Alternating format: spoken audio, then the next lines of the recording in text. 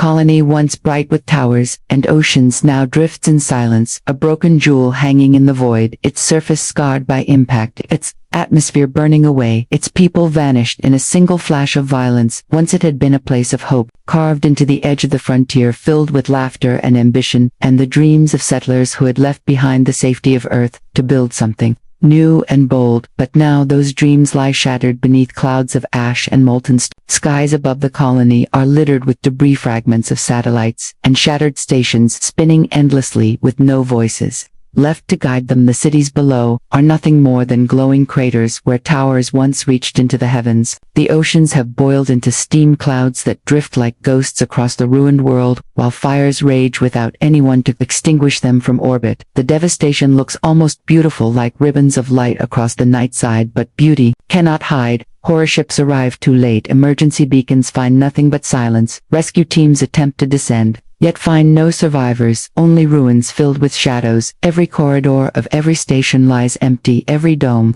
cracked and broken. Humanity stares at the transmission feeds that revealed these truths, and all who watch know one thing: this was no accident. Across Earth, Mars, and the colonies, a silence spreads just as deep as the one that covers the broken world. Billions watch the images of fire and ruin, and feel the weight of grief sink into their hearts, and then slowly, like a wave breaking upon shore, grief begins to transform into fury. Leaders speak, but their words are drowned by the voices of the people who demand retribution. Whispered the names of children who will never return. Families clutch keepsakes, as though holding on to the memory of the lost will keep their light alive. Yet, even in grief, there is a shared fire that grows, because every man and woman knows the truth: if one colony can fall, then so too can another, and the only way to ensure survival is to answer with strength. That no enemy can mistake. The colony becomes a symbol not of defeat but of unity, the first casualty in a war not yet fought but already burning in the hearts of every human being. It is said that when the images of the destroyed colony played across the orbital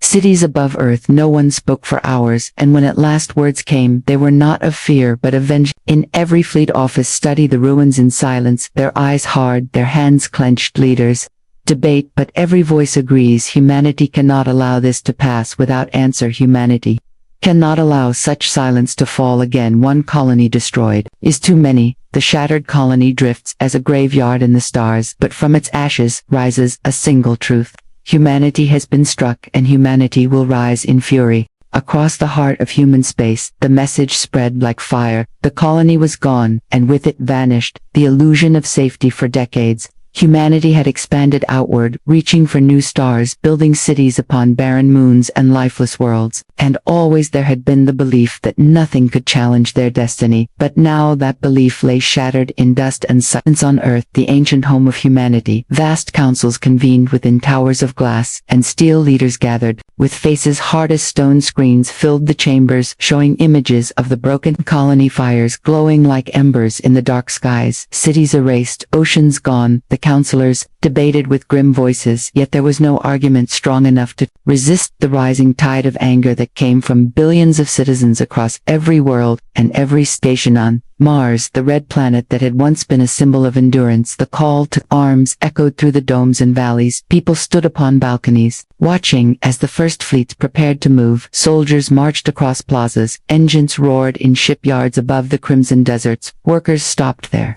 labors and raised their fists to the skies. They knew what was coming, and none doubted its necessity. From the outer colonies, the same answer came. Transmission after transmission carried the voices of governors, generals, and citizens alike, all demanding action, no hesitation, no retreat. Every message held the same unyielding fire: they would not let the fallen be forgotten. They would not let the enemy believe humanity was weakened. The military strongholds orders were given with precision: awaken every reserve fleet, recall patrol squadrons from the edge of the frontier, bring the dreadnoughts out of their stations. For the first time in a generation, the full strength of human war power was summoned into motion. The scale was beyond comprehension.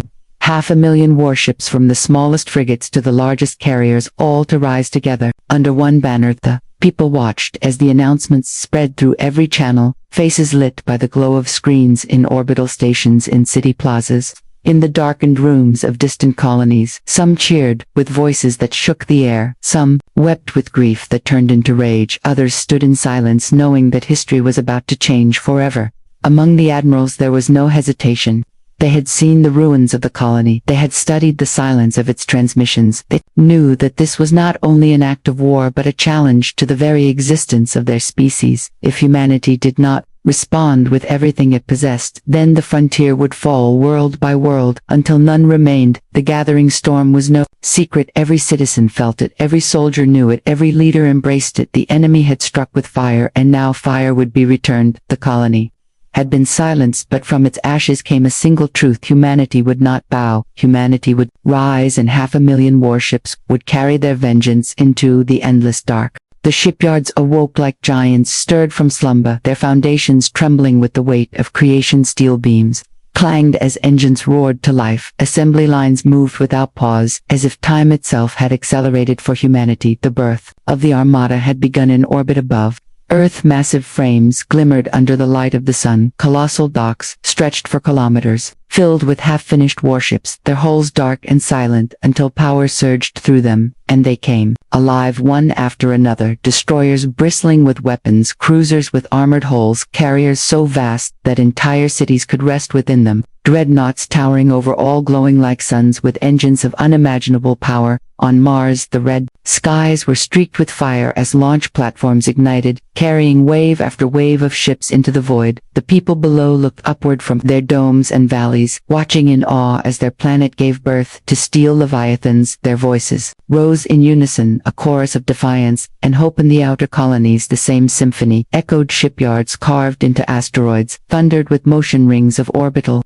platforms spun ceaselessly, pushing out fresh squadrons of fighters and bombers. Pilots walked the long corridors of their carriers, their helmets clutched in hand, their eyes burning with purpose. Engineers moved with tireless speed, fueled by grief and vengeance. Every man and woman knew that every moment mattered. Each vessel was more than a machine. Each was a promise. Each was a monument to the fallen. Every name lost in the shattered colony etched itself invisibly into the hulls and decks of the Armada. The crews who boarded felt it in their bones, the sense that they were carrying the memory of the dead with them into the stars. The numbers grew beyond comprehension, lines of ships stretching into the dark until the very heavens looked like they were filled with stars. But these were not stars, they were engines, glowing like fireflies, each one a weapon, each one a symbol of human defiance. 500,000 warships, rising together into the infinite void. Admirals walked the bridges of their flagships, their hands clasped behind their backs as they gazed at the endless fleets arrayed before them, their voices calm but carrying the weight of destiny. They spoke to their officers with steady conviction: the enemy believes us broken, but look upon this Armada and know that we are unbroken, we are unyielding, we are human. Birth of the Armada was not quiet. It was thunder and fire and light across every world, across every station, across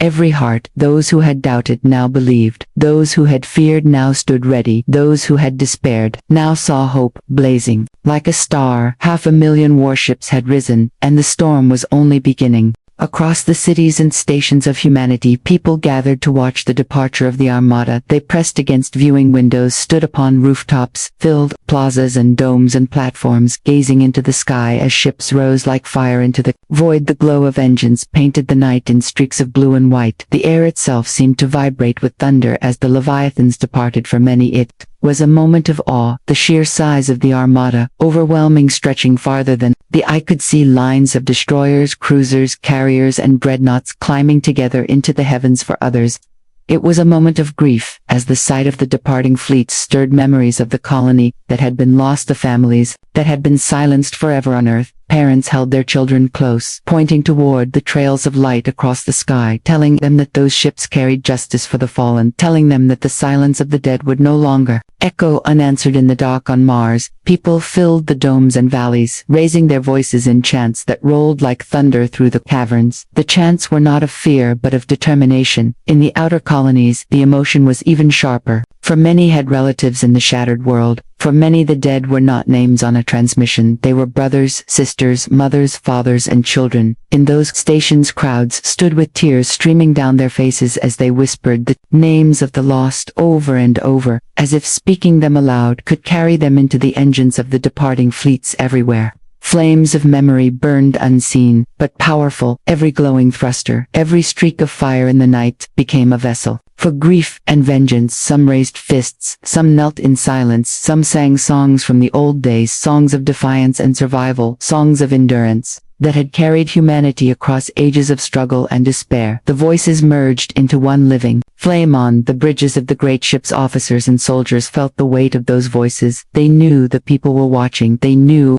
the people were depending on them to transform grief into retribution. They stood straighter in their uniforms, their eyes sharper, their hearts pounding with unshakable resolve. Even the youngest recruits felt it deep within their bones. They had trained for war, but none had expected to stand upon the edge of a conflict of this scale. Yet in that moment none felt fear, only certainty. The certainty that the memory of the fallen would march with them into battle. As the fleets vanished into the void, leaving behind only trails of fire, the people continued to watch. Long after the light had faded, they whispered their goodbyes, they whispered their hopes, they whispered their prayers, that the Armada would return, not in defeat but in triumph. The flames of memory would not fade, they would only grow brighter, for every star in the sky now held the promise of vengeance, and every human heart carried the fire that no enemy could extinguish. Within the colossal flagships that led the fleets, admirals gathered their officers and crews, corridors filled with the sound of boots striking metal, as soldiers, pilots, and engineers assembled, each man and woman standing tall, despite the weight of what was to come. Silence filled the chambers as the commanders stepped forward, eyes stern, voices steady, hearts unyielding.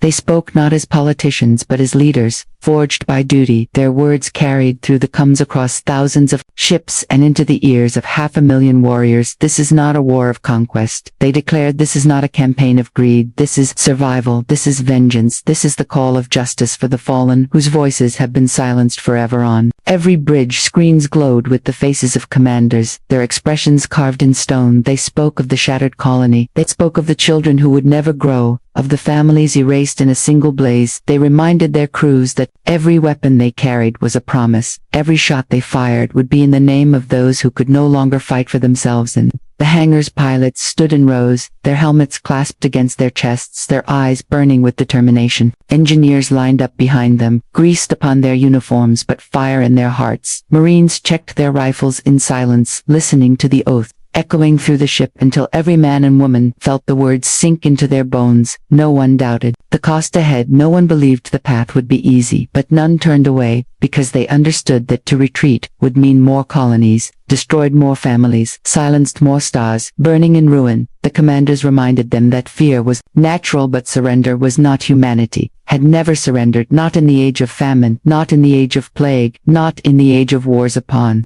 Earth itself, and they would not surrender now. Across the fleet's voices rose, as crews repeated the words of their leaders. They swore their oaths in unison, a thunderous chorus that carried across the void. We will not falter, we will not forget, we will not forgive, we will fight, until the enemy is broken, and the fallen rest in peace. The oath bound them tighter than steel. It became the lifeblood of the Armada, stronger than any weapon, brighter than any engine flame. The crews knew they were not only soldiers, they were guardians of the future of their species. The oath was not only for them, it was for every civilian watching from the stations. It was for every child who had whispered a prayer into the night sky. It was for the colony reduced to ash. When the last words faded, the silence that followed was not empty, it was alive with power. The commanders looked upon their crews and saw no fear, only resolve. The oath had transformed them from individuals into one force, one Armada, one humanity, and with that oath burning in their hearts, they prepared to carry the storm into the stars. The Armada moved as if alive, 500,000 warships leaving the light of their worlds behind, engines blazing like a sea of fire across the abyss. They stretched farther than any eye could see, a river of steel flowing into the dark silence of space, each vessel carrying not only weapons, but the weight of an entire civilization. From the bridges of flagships, admirals watched the fleets glide into formation. Destroyers slipped into flanking lines, cruisers took positions around the carriers, dreadnoughts hung heavy at the center like colossal guardians, their shields glowing faintly against the void. Thousands of smaller craft darted between them, fighters, scouts, and shuttles weaving like sparks across the immensity of the fleet. Transition into deep space was not immediate. Ships entered warp corridors in waves, tunnels of light splitting the dark as vessels vanished beyond sight, only to reappear farther out where new coordinates carried them onward. Entire sectors of space lit up with streaks of energy as humanity pushed its will across the stars inside. The ship's silence-ruled corridors, long and metallic, echoed with the low hum of engine soldiers. Sat in rows strapped into benches, helmets at their sides, their eyes closed as they imagined the battles yet to come. Pilots checked their systems one final time, their fingers brushing controls as if touching the instruments of fate. Engineers whispered to one another as they monitored power levels. Weapons crews stood ready near baftas that hummed with restrained destruction, but even in silence the oath of the commanders remained within them. It burned like a second heartbeat. Every crewman felt it when they looked at their comrades. They saw no strangers, only brothers and sisters united in purpose. They were more than flesh and blood. They were a storm made solid. From the outer viewports, the void stretched. Infinite stars gleamed cold, and distant nebulae glowed like faint embers in the night. All seemed calm, yet every man and woman aboard the Armada knew the calm would not last. The enemy was waiting somewhere beyond those stars, hidden in the black, confident in their first strike, unaware of the fire now approaching them. The journey carried its own weight. Hours stretched into days, days into weeks, but no spirit faltered. Every transmission between ships carried words of determination. Fleets sent one another messages of strength. Pilots traded promises. Marines swore that when they set foot upon enemy ground, they would carry the memory of the fallen with them like a shield. Through the black they moved, relentless and unstoppable. No fleet in human history had ever been so vast. No mission had ever been so absolute across the void. The hum of engines was silent to the universe, but within the hearts of those aboard it roared like thunder into the black. They went with no hesitation, with no turning back. 500,000 warships, a storm forged of grief and fury and hope. Humanity marched forward, and the stars themselves seemed to shiver as the Armada passed into the depths of the unknown, far beyond the frontier where human beacons did not shine. The enemy watched in silence, hidden among the shadows of dead stars and drifting nebulae.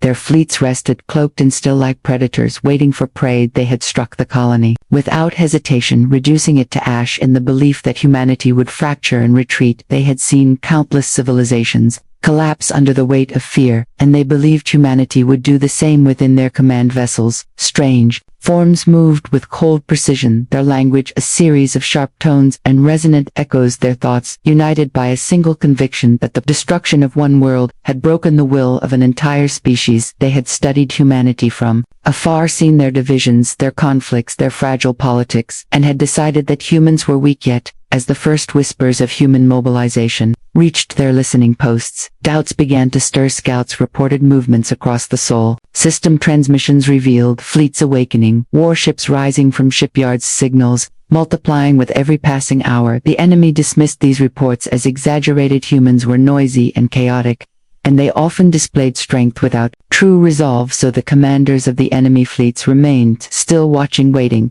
But then the scale became undeniable. 500,000 warships gathered into formation, the void itself lit by the glow of their engines. The hum of their warp tunnels, echoing across the dark sensors, trembled under the magnitude of the Armada. For the first time, the enemy hesitated, and for the first time they considered that they might have miscalculated. Then their council's debates ignited, sharp and furious. Some urged immediate strikes to crush the human fleets before they grew stronger. Others argued for patience, believing that human fury would fade with time. But even as they spoke, the reality unfolded before them. Humanity was not fracturing. Humanity was uniting. Each world, each colony, each station, binding together in a single cause. The enemy had underestimated the fire born of grief. They had not foreseen that the destruction of one colony would ignite the will of billions. They had not understood the depth of human resilience, for humanity was a species that had endured plagues, famines, wars, and disasters upon its own homeworld, and had risen stronger each time. Their arrogance blinded them. Still,